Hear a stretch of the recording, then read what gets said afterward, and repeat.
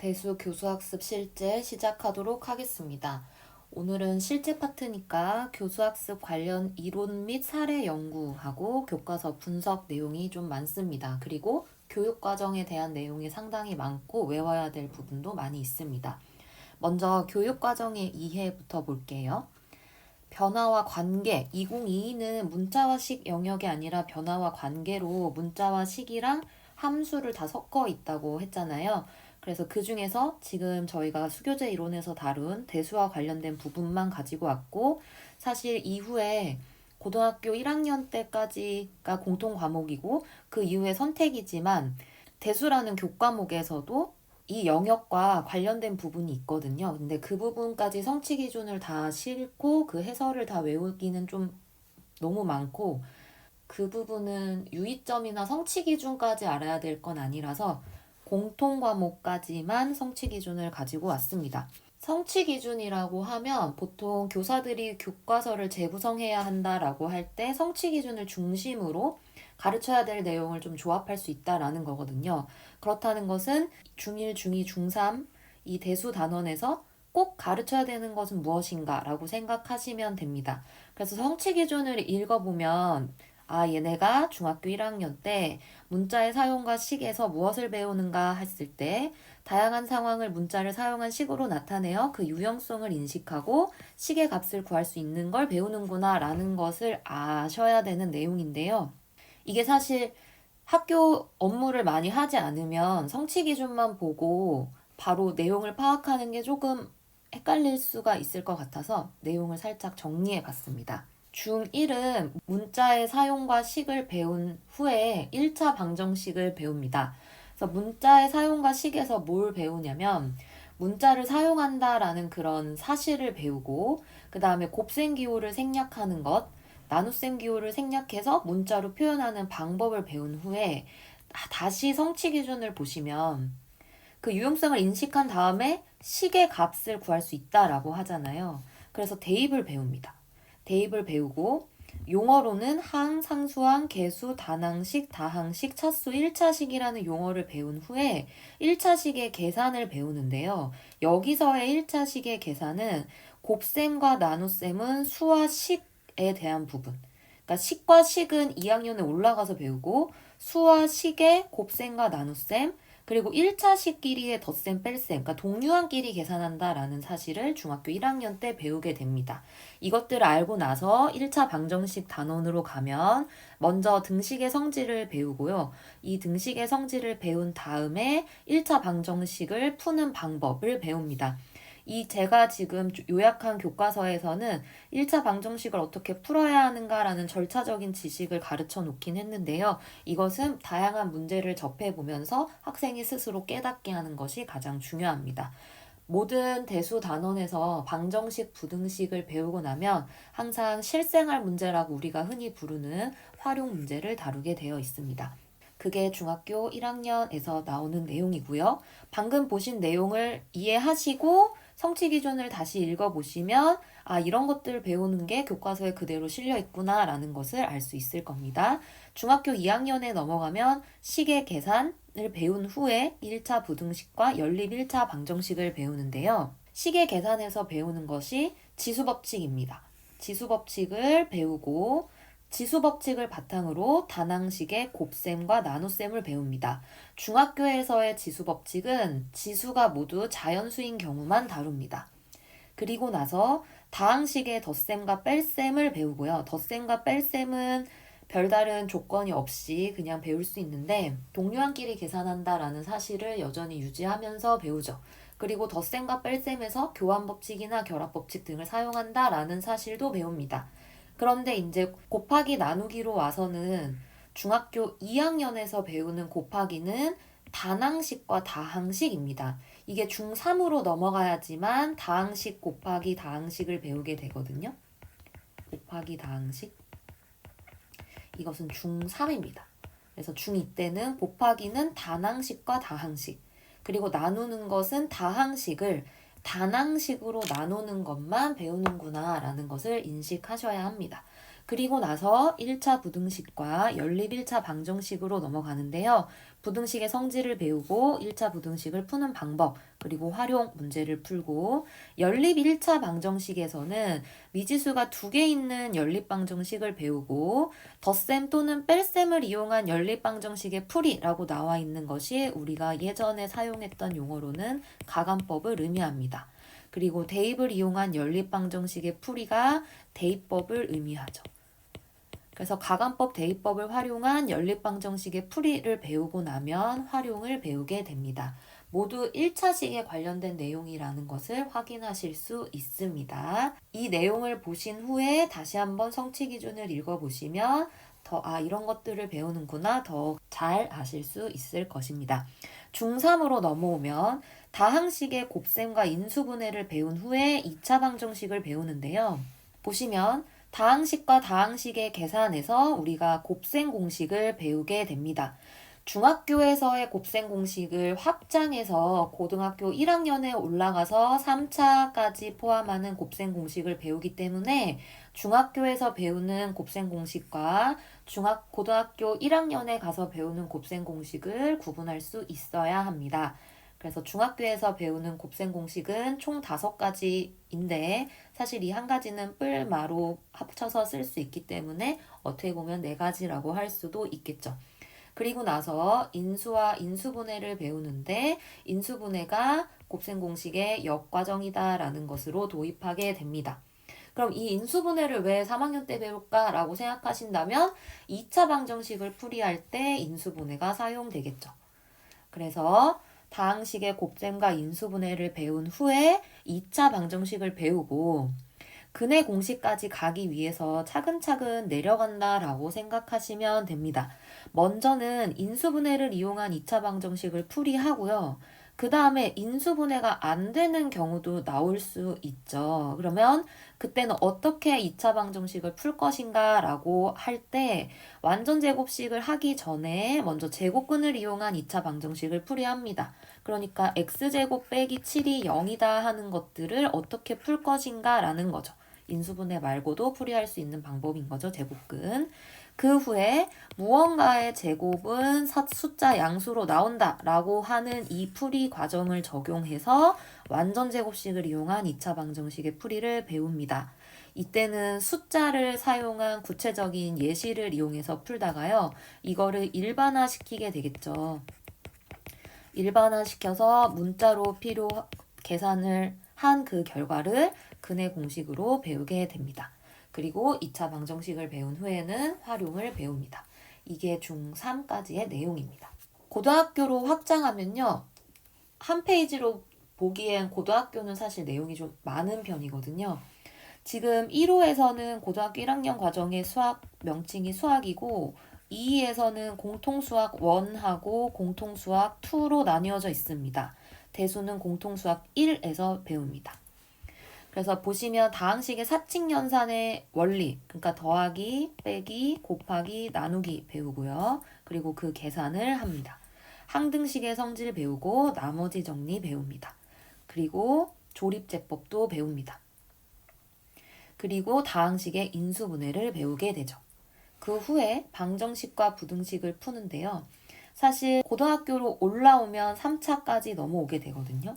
그리고 4차시까지도 인수분해를 배웁니다. 예를 들면 x 4제곱 마이너스 5x제곱 플러스 6과 같은 우리가 흔히 말하는 보기차식의 인수분해를 통해서 4차까지도 인수분해할 수 있게 합니다. 그리고 방정식과 부등식으로 넘어오면 복소수를 배운 후에 2차 방정식은 복소수의 범위까지 하면 항상 해를 가진다라는 것을 가르치게 되고요. 그리고 판별식 배우고 근과 계수의 관계 배우고 3차 방정식, 4차 방정식 앞에서 풀었던 인수분해를 바탕으로 보통 풀이하게 됩니다. 그래서 얘는 3차 방정식의 근해 공식 같은 것은 다루지 않습니다.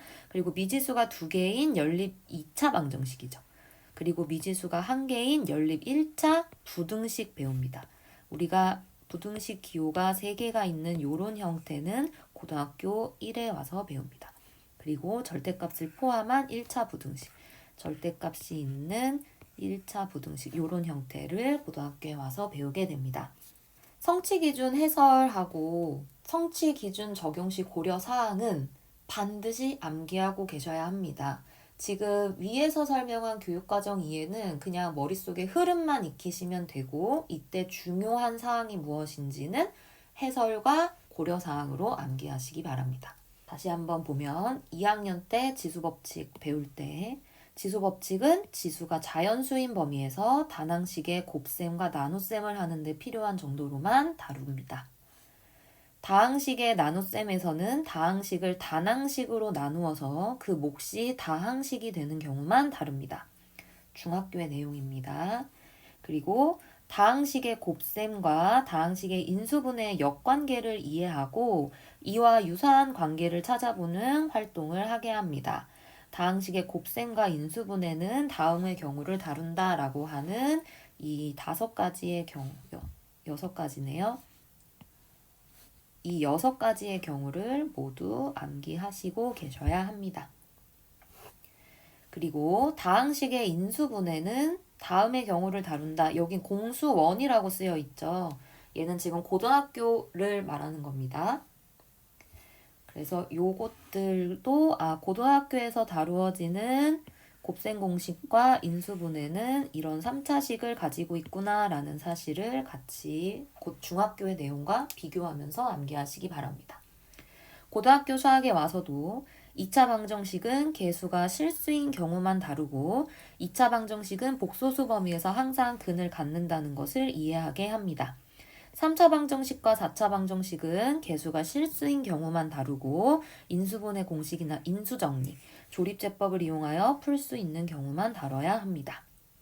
미지수가 2개인 연립 2차 방정식은 1차식과 2차식이 각각 1개씩 주어진 경우 아니면 2차식과 2차식이 연결된 경우는 두 2차식 중에 한 2차식이 간단히 인수분해되는 경우만 다뤄야 합니다. 고려사항 보겠습니다. 문자와 수, 문자와 일상 언어의 공통점과 차이점에 대한 탐색을 통해 문자의 특징을 이해하고 이건 우리가 이론에서 막 다뤘던 내용이죠. 그래서 그런 것들을 가르쳐야 된다라는 내용이고요. 자신의 삶 속에서 문자의 유용성을 인식하게 해야 합니다. 수에 대한 사칙 연산과 소인수 분해가 다항식으로 확장될 수 있음을 인식하게 합니다. 어떤 원리인지 아시겠죠? 이론하고 다 관련이 있습니다. 방정식과 부등식, 함수는 다양한 상황을 통해 도입하고 그 필요성을 인식하게 해야 합니다. 문제 해결의 도구로서 유용하다라는 것을 인식해야 한다고 이론에서 다뤘던 내용입니다. 방정식과 부등식은 여러 가지 방법으로 풀어보면서 더 나은 풀이 방법으로 해를 찾게 합니다. 구한 해가 문제 상황에 적합한지 확인하는 과정을 통해 타당한 근거에 따라 자신의 의견을 논리적으로 설명하는 태도를 갖게 해야 합니다. 이것 또한 이론에서 다뤘던 내용과 연결이 되죠. 그래서 이론을 잘 암기해 놓으시면 교육과정의 성취기준 고려사항도 생각보다 쉽게 암기할 수 있습니다. 물론 한 번에 다 암기가 되는 것은 아니지만 반복할 때 이론과 연결지어서 암기하려고 계속 노력하셔야 합니다. 2차 방정식은 해가 실수인 경우만 다루는 것은 우리가 고등학교 1학년에 가서야 복소수를 다루기 때문에 그렇다라고 생각하면 돼서 암기하지는 않겠습니다. 2차 방정식의 근과 계수와의 관계는 다루지 않는다라는 것도 마찬가지겠죠. 고등학교 1학년에 가서 배우는 거기 때문에 우리가 선행학습금지법에 의해서 미리 배우면 안 됩니다. 그리고 실생활이나 사회 및 자연현상과 관련된 문제를 해결할 때 수학적 모델링을 적용하고 도전적으로 문제를 해결할 수 있게 합니다. 이때 환경 및 기후변화 등과 관련된 다양한 문제 상황을 통해 생태 전환에 관심을 갖게 해야 합니다. 그리고 지나치게 복잡한 활용 문제를 다루지 않는다라는 건 사실 대다수 가르쳐야 되는 내용들에서 언급하고 있기 때문에 다 따로 암기하지는 않겠습니다. 공통수학 1로 넘어올게요. 1호에선 수학입니다. 다항식의 곱셈과 인수분해는 중학교에서 학습한 내용을 토대로 고등학교에서 추가된 내용을 이해하게 합니다. 복잡한 인수분해 문제는 다루지 않습니다. 조립제법은 중학교에서 학습한 다항식을 다항식으로 나누는 연산과 연계하여 이해하게 하고 구체적인 예를 통하여 그 방법을 간단히 다룹니다. 그리고 역시 복잡한 문제는 다루지 않는다 하는 내용은 사실 가르쳐야 되는 거의 대다수의 내용을 가지고 복잡한 문제는 다루지 마세요 라고 언급하고 있기 때문에 따로 암기하지 않겠습니다. 연립부등식은 중학교에서 학습한 연립 1차 방정식 내용을 토대로 이해하게 합니다. 방정식과 부등식을 이용하여 실생활 문제를 해결하는 경험을 통해 수학의 유용성을 인식하게 하고 적절한 문제 해결 방법을 찾기 위해 끈기 있게 도전하는 태도를 기르게 합니다. 여기까지 교육과정 내용이었습니다. 이제 교과서의 예로 넘어가 보겠습니다. 특수한 경우의 사례로부터 문자를 사용해서 일반화할 수 있는 경험을 통해 변수 개념의 정적 측면, 즉 다가 이름으로서의 변수 본질에 대해서 의미 있는 이해를 할 수 있습니다. 방정식을 학습할 때 문자의 특수한 값을 대입, 계산해서 해를 찾는 활동은 대수적 언어를 일반화의 맥락에서 의미 있게 이해하기는 어렵게 합니다. 그러니까 특수한 값을 자꾸 대입하게만 한다면 이론에서 다뤘던 것처럼 수만을 대신한다라고 하는 인지장애가 생길 수 있게 한다라는 내용을 이미 다뤘던 내용이죠.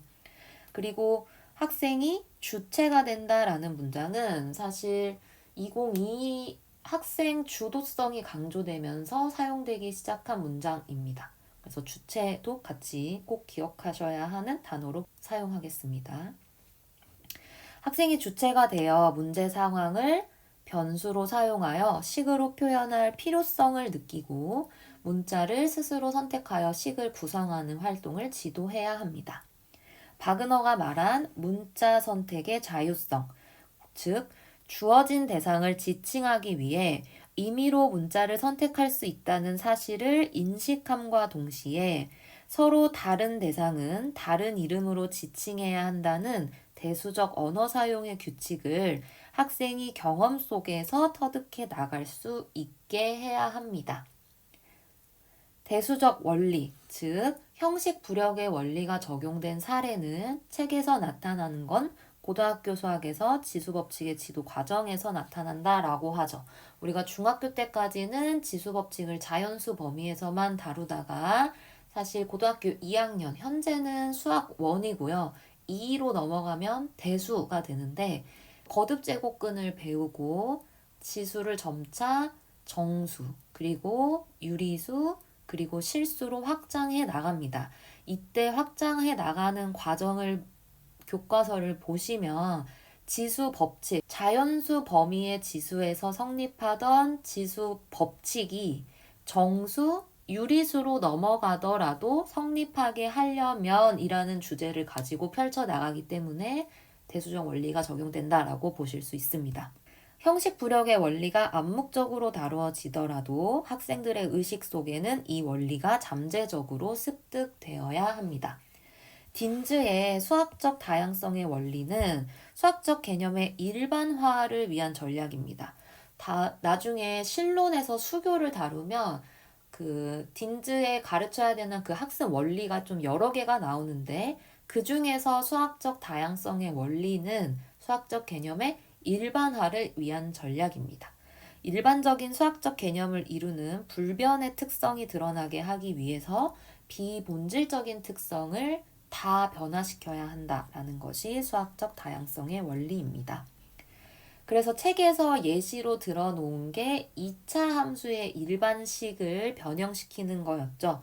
그래서 함수의 성질을 이해할 때 공학을 활용하여 변수의 변화가 그래프의 모양에 가져오는 변화를 탐색하는 경험은 함수의 개념, 그리고 함수의 일반식을 의미 있게 이해하게 합니다.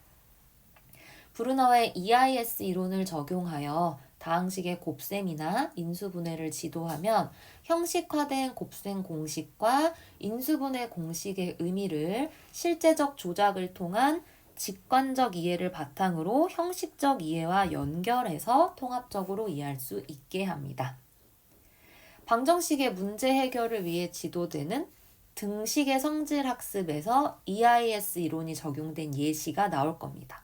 그래서 보시면 접시 저울에 구슬을 올려 평형을 이루는 활동을 경험하게 한다면 활동적 표현에 해당하겠고요.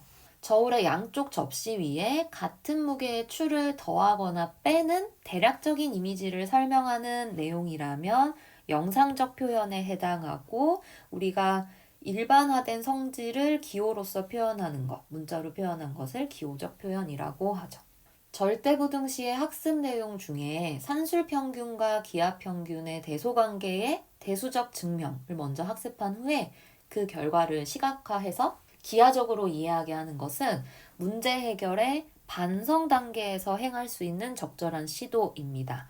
그리고 형식화된 대수적 표현의 의미를 관계적으로 이해할 수 있게 하는 수학적 연결성을 구현할 수 있게 합니다. 수업의 이해로 넘어가겠습니다. 문자식 지도를 위한 수업은 학생들이 직접 수학을 만들어 가면서 수학적 사고를 경험할 수 있도록 하는 과정을 포함하여 학생들이 주체가 돼서 문자 사용의 필요성을 느끼고 문자를 사용하는 것의 유용성을 체험할 수 있도록 지도해야 합니다. 문제를 해결하는 과정에서 문제의 구조를 그림, 말, 간단한 기호, 문자를 사용해 표현할 수 있습니다. 그리고 각 방법, 그림, 말, 간단한 기호에 장단점이 나오고 문자 사용에 장점이 나오죠. 먼저 장단점을 요약한 문장을 읽고 어떤 것의 장단점인지 파악할 수 있은 후에는 그걸 사용했을 때 장단점을 직접 쓸 수도 있어야 합니다. 그것이 3번부터 해당합니다. 그림으로 표현하는 경우 시각적으로 규칙성이 반영되어 문제 해결 과정과 결과를 쉽게 표현할 수 있지만, 문제에 주어진 수가 소수나 분수가 같이 아주 작은 수나 복잡한 수라면 수직선의 그림으로 나타내기가 어렵죠. 4번, 말로 표현하는 경우는 쉽고 편리하게 문제 해결 결과를 표현할 수 있지만 나타낼 대상이 많거나 문제 구조가 복잡한 경우라면 말로 표현하는 것이 쉽지 않습니다. 그리고 말로 표현하는 경우에 언어적 이해 수준이 낮은 학생들에게는 문제의 구조가 분명하게 파악되지 않는 현상이 나타날 수 있습니다. 간단한 기호를 사용한 식으로 표현하면 결과를 간단하게 표현할 수 있지만, 문제 상황이 복잡해지고 지칭해야 될 대상이 많아진다면 네모, 세모, 동그라미 등의 몇 가지 기호만으로는 주어진 대상을 모두 나타낼 수 없다는 한계가 있겠죠. 그래서 문자를 이용한 식의 표현을 하게 되면 문제의 구조를 간결하고 명확하게 나타낼 수 있어서 문제의 뜻을 쉽게 파악할 수 있으면서 문제의 해를 구하기 위한 형식적인 처리, 즉 계산 조작을 쉽게 할 수 있고 일반적인 표현이나 처리도 가능하다라는 장점이 있습니다. 그래서 교사는 학생들이 수 사이의 관계를 표현하는 방법의 장점과 단점에 대해서 논의해 보게 한 후에 문자 사용의 필요성을 인식하도록 해야 합니다. 그래서 학생들에게 일반적으로 수량 사이의 관계를 문자를 사용한 식으로 표현하는 방법을 지도하는 순서가 제시되어 있습니다. 먼저 말로 된 식을 만들어 보게 하고, 아직 정해져 있지는 않지만 나타내야 하는 수량의 값을 찾게 하고 이를 대신 나타낼 문자를 결정하게 합니다. 그리고 문제에 제시된 조건을 이용해서 말로 된 부분을 문자나 수로 바꾸어 놓고요. 문자를 사용한 식으로 간단하게 나타나게 하는 과정으로 지도하는 것이 좋습니다. 그래서 책에 나온 예시를 보시면 지금 하진이 같은 경우가 그림으로 나타냈고, 시완이가 말로 표현했고, 승현이가 간단한 기호인 네모를 사용했죠. 각 학생들의 방법의 장점과 단점을 설명할 수 있는 수준까지 암기하시면 좋겠습니다. 11번, 공학적 도구는 수학적 환경을 재구성하여 학생의 학습 능력을 높여주고 수학을 더 깊이 학습할 수 있게 하며 추상적인 수학적 개념을 구체적인 사고와 연결시켜 줍니다. 그리고 형식화된 기호체계에 의한 대수적 표현을 의미 있게 이해할 수 있게 도와줍니다. 수학 프로그램을 활용하는 상황에서 학생들이 시행착오를 겪기도 하죠. 그러니까 내가 예상한 대로 넣었는데 그 결과가 내가 생각한 것과 다르다라는 뜻이죠. 근데 대신에 시각화가 바로바로 되기 때문에 즉각적인 피드백을 받을 수 있어서 수정 보완하는 학습의 기회를 갖게 되기 때문에 예상과 확인의 문제 해결 전략도 경험할 수 있게 됩니다. 요약과 키워드는 여기까지고요. 저번 주에 올려드렸던 기출문제 함께 보도록 하겠습니다. 기출문제 보겠습니다. 제가 저번에 올려드렸던 문제는 4-1번만 있었는데 4-2번도 같이 풀어보는 게 좋은 것 같아서 파일을 새로 다시 올려드리도록 하겠습니다. 4-2번까지 볼게요. 4번 2003년 기출 4번 보겠습니다. 수학교사 AB의 다음 대화를 읽고 물음에 답하시오. A를 보면 저는 학생들이 수학의 각 영역의 관련성을 인식하도록 가르치는 것이 바람직하다라고 생각합니다.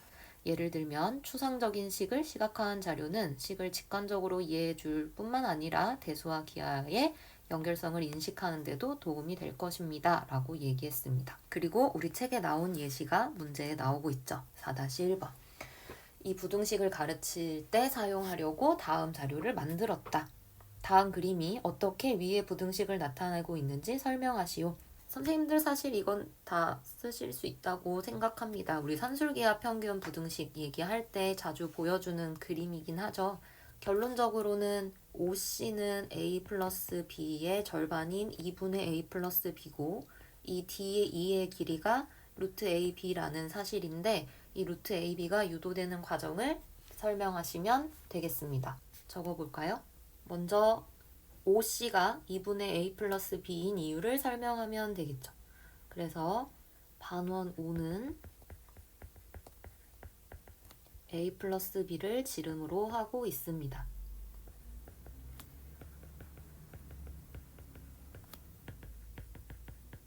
그러니까 반지름의 길이인 OC의 길이는 2분의 A 플러스 B가 됩니다. 그리고 이제 닮음을 이용할 건데요. 각 ADB가 90도죠. 그 이유는 지름에 대한 원주각이기 때문이겠죠. 그래서 그대로 쓰겠습니다. 각 ADB는 지름에 대한 원주각이므로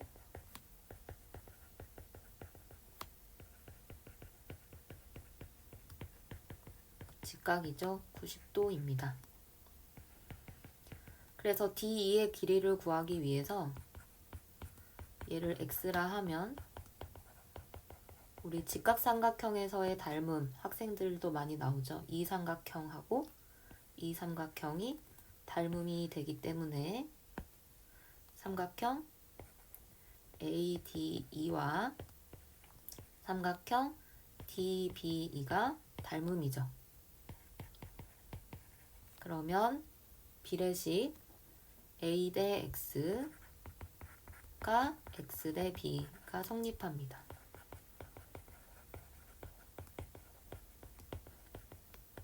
즉 X제곱이 AB, 내항의 곱과 외항의 곱이 같으니까요. 이게 성립합니다. 근데 X는 길이잖아요. 이어서 적을게요. 이거가 이거니까 양수니까 X는 루트 AB가 되죠. 다시 설명하자면 D2의 길이가 움직여 본다고 해도 얘는 아무리 커봤자 반지름의 길이를 넘진 못하죠.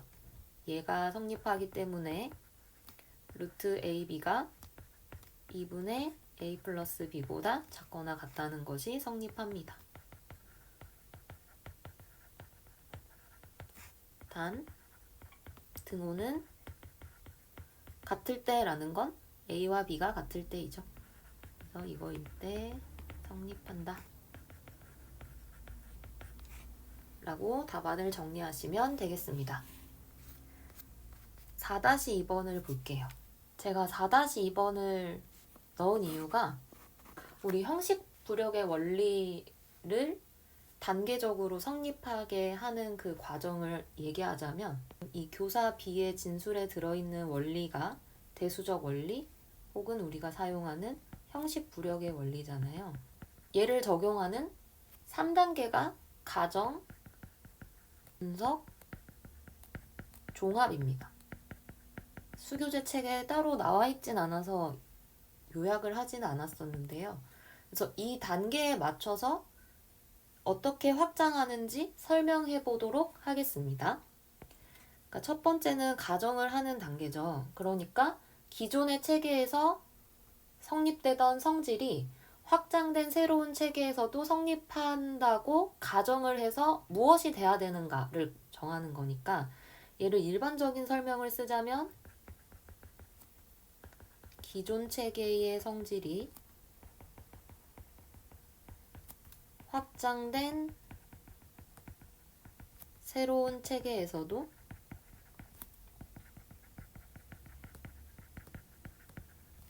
성립한다고 가정하는 겁니다. 얘를 지금 보여줘야 하는 지수 법칙, 지수가 0일 때는 1이고 마이너스 지수일 때는 a의 n제곱분의 1로 정의되는 얘를 성립하게 하는 거잖아요. 그러면 적용해서 설명을 쓰자면, 즉 지수가 0 또는 음의 정수일 때도 기존의 체계에서 성립하던 성질, 즉 지수 법칙을 말하죠. 지수 법칙 a의 m제곱 곱하기 a의 n제곱이 a의 m 플러스 n제곱이 되는 것, 이것이 성립한다고 가정하는 겁니다. 그러려면 분석을 통해서 어떤 게 정의돼야 할까요? 일반적인 설명을 쓰자면 분석을 통해 새로운 원소에 대한 연산이 기존의 연산 법칙에 적용될 수 있도록 정의합니다.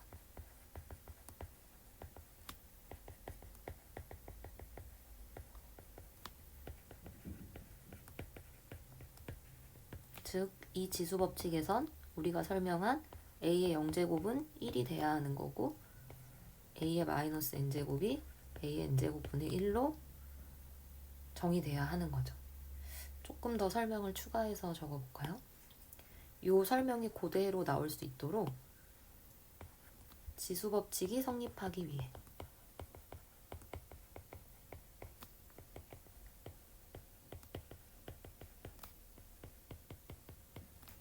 그래서 얘를 이렇게 정의한다.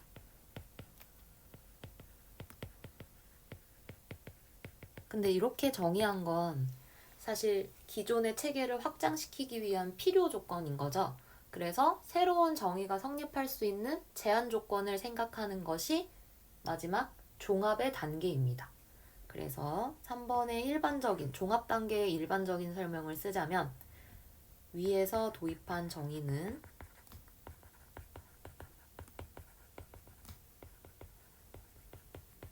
기존 체계를 확장하기 위해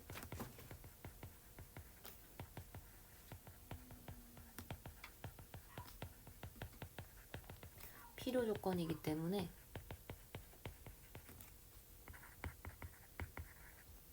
새로운 정의가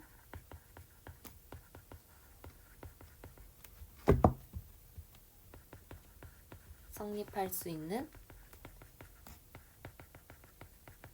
제한 조건을 고려합니다.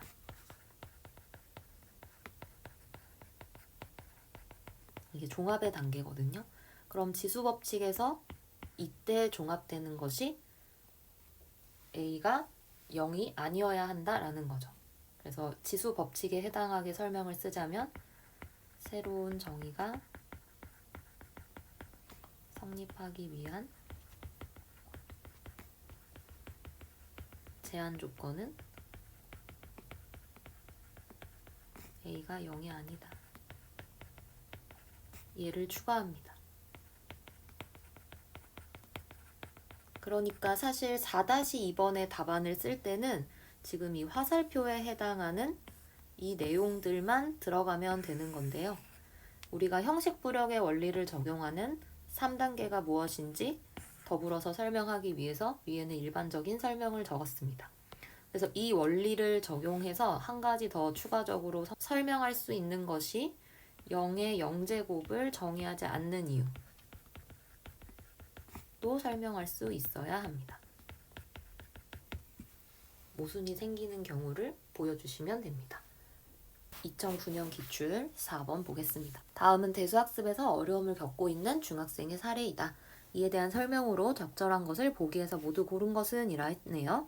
가영이의 경우는 A가 3, B가 4일 때 2A, B의 값을 A의 3, 4를 그대로 넣은 2, 3, 4, 234라고 썼습니다.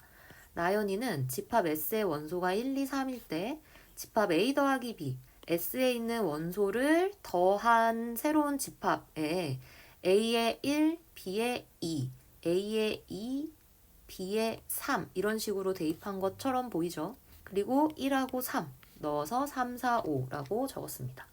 다은이는 A가 양수고 A 앞에 마이너스가 붙어 있는 것을 음수라고 생각한다 라는 내용입니다. 기억. 스캠프에 따르면 가영이는 수와 연산에 관한 스키마를 가지고 있지 않다라고 되어 있습니다. 스키마가 이제 개념의 이해를 말하는 건데 사실 가영이는 수와 연산 그러니까 숫자들의 더하기, 빼기, 곱하기, 나누기라기보다는 3과 4, 식의 값을 잘못 구하고 있는 거죠. 그래서 수와 연산에 관한 스키마라고 보기는 어렵습니다. 그래서 기억은 틀린 설명이고요. 나연이는 A와 B가 서로 다른 수를 나타낸다고 생각했기 때문에 이런 오류를 나타냈다. 니은은 맞는 설명이죠. 디귿은 다은이는 문자가 나타내는 대상을 제한된 범위에서만 생각한다 라는 거죠.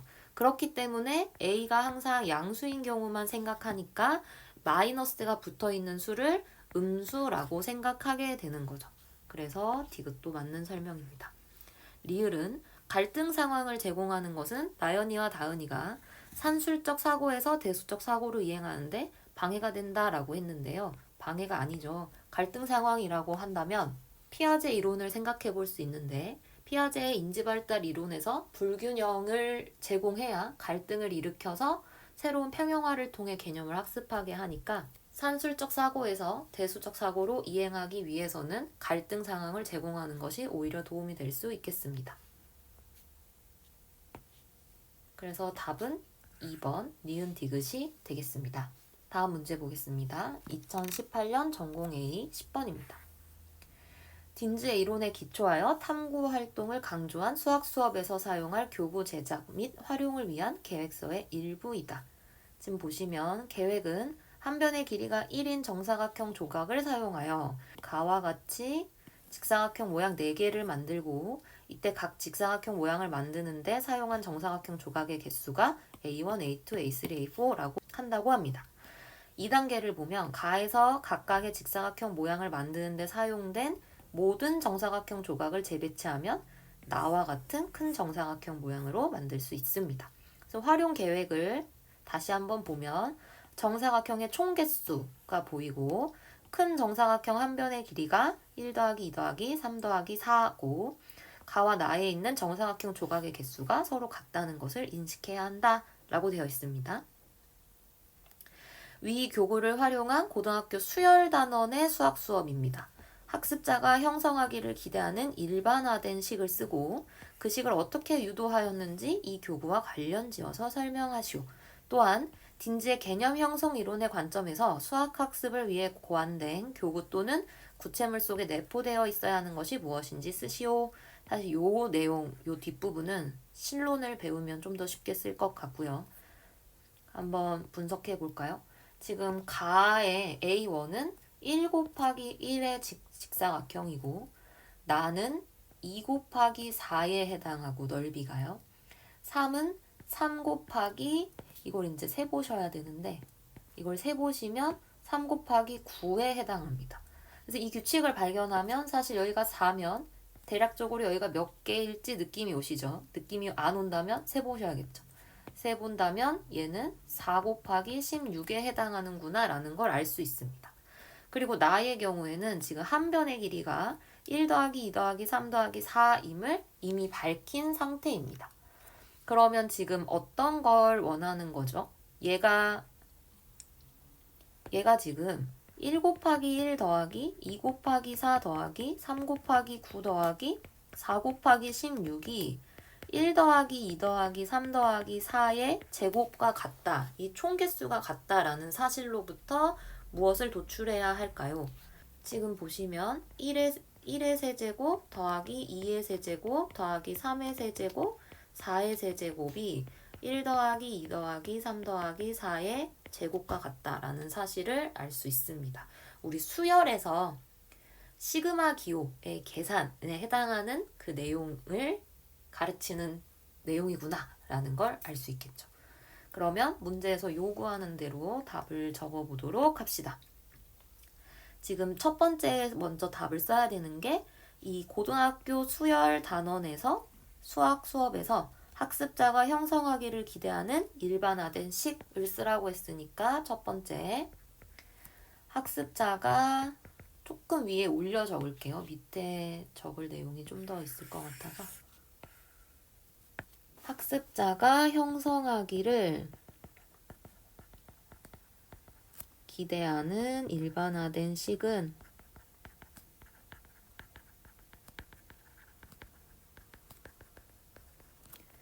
1 더하기 1의 세제곱, 2의 세제곱, 3의 세제곱, 땡땡땡 n의 세제곱이 2분의 n 플러스 1의 제곱이구나 라는 것을 말한다고 알 수 있겠죠.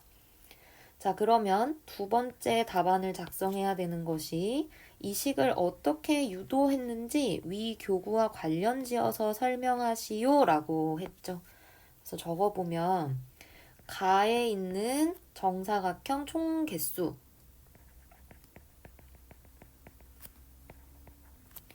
A1 더하기 A2 더하기 A3 A4임을 파악한다 라고 해서 그대로 적고 이게 지금 1 곱하기 1, 2 곱하기 4, 3 곱하기 9, 4 곱하기 16 다시 쓰면 1의 세제곱, 2의 세제곱, 3의 세제곱, 4의 세제곱이었죠. 그리고 나에 있는 정사각형의 총 개수는 큰 정사각형의 한 변의 길이의 제곱이죠. 1 더하기 2 더하기 3 더하기 4의 제곱입니다. 근데 얘네가 서로 같은 거죠. 나와 나에 있는 정사각형의 총 개수는 같으니까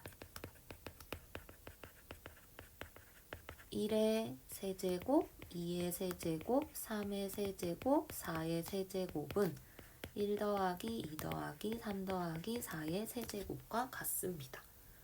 이를 바탕으로 귀납적 확장에 의해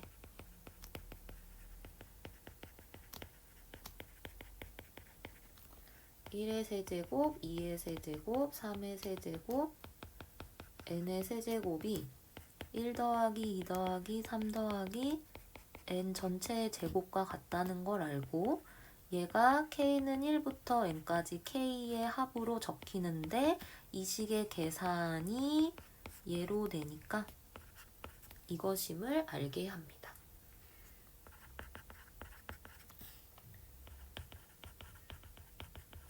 그러면 세 번째 적어야 하는 게 딘즈의 개념 형성 이론의 관점에서 수학학습을 위해 고안된 교구 또는 구체물 속에 내포되어 있어야 하는 것을 적어야 되는 거죠.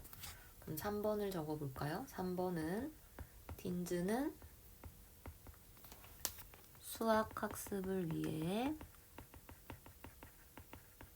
고안된 교구 또는 구체물 속에 개념의 구성 요소가 포함되어야 하고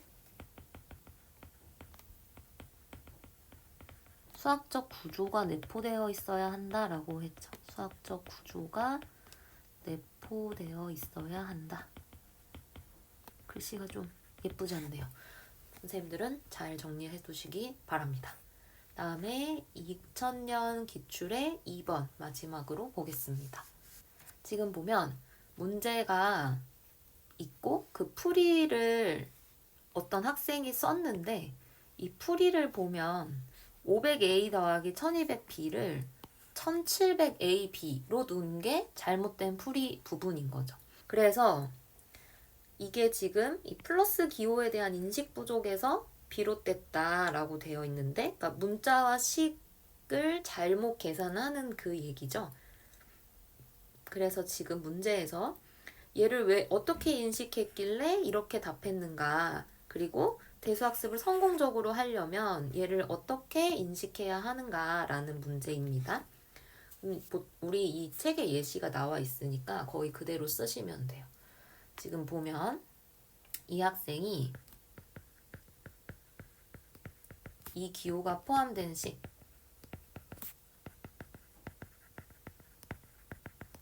이 식을 계산이 완료되지 않은 걸로 본 거죠. 계산이 완료되지 않은 식이라고 생각을 해서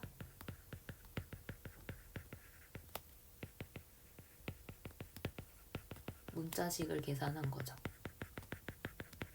계산하는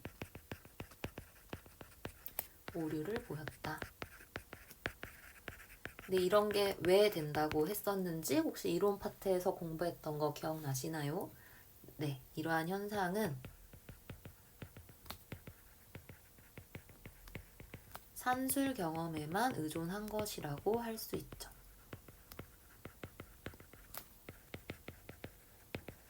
의존한 것이 하나의 이유가 될 수 있습니다. 따라서 대수학습을 성공적으로 하기 위해서는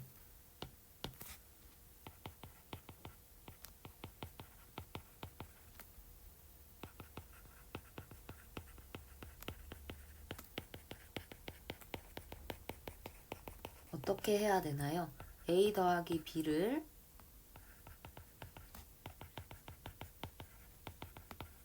A와 B를 더하는 과정으로만 보는 게 아니라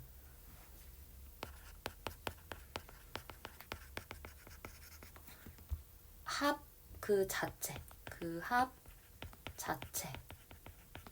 자체라는 대상으로 볼 수 있어야 한다라는 거죠. 이걸로 인식할 수 있도록 절차적 관점에서 구조적 관점으로의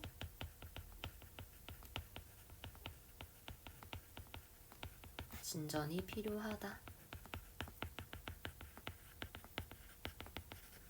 라고 답안을 작성하시면 되겠습니다. 네, 그래서 이렇게 기출문제를 다 풀어봤고요. 사실 좀 천천히 진도를 나가는 편이잖아요, 저희가. 그래서 반드시 무한 반복을 통해 꼭 암기하면서 천천히 가신다면 7, 8월 전에 수교를 다 숙지하고 있는 그런 모습을 기대할 수 있을 것입니다. 그러면 다음 주 함수로 뵙겠습니다.